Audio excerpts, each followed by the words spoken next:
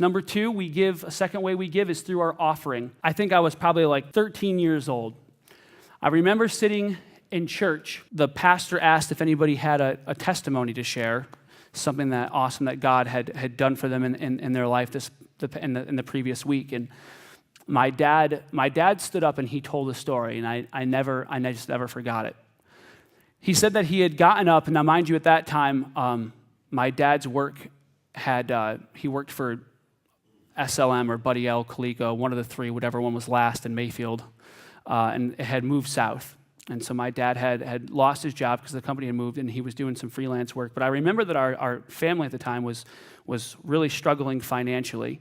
And my dad told this story that he got up the morning, and he was standing at his dresser, and the devil crept in and said, you can't tithe today. What are you going to do? You don't have the money to do that.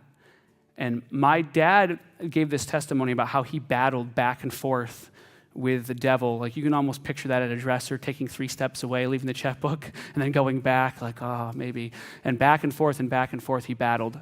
And then finally, my dad in his testimony said that he got to a place where he said, you know what, this is ridiculous.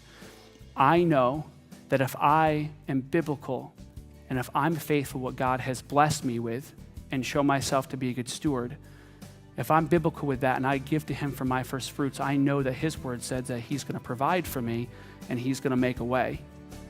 And so my dad told a story about how not only did he write his tithe that day, but he gave over and above his tithe and gave an offering as a way of just saying, thank you for your faithfulness for me and not letting me skip out this week and not allow me to bail before the blessing.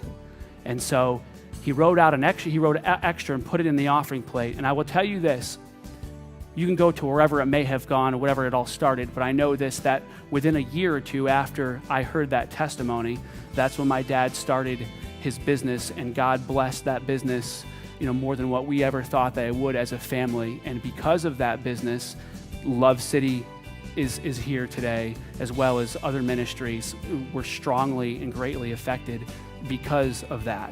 And so offering is what we give over and above our tithe as a way of saying, it is a faith-building act of worship. It's saying, you know what, I'm going to give you back a 10th because that's what you've given to me and that's your portion.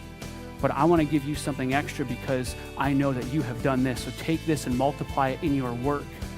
Multiply it through the local church and use it to reach someone who else can experience what I don't deserve to experience, your grace.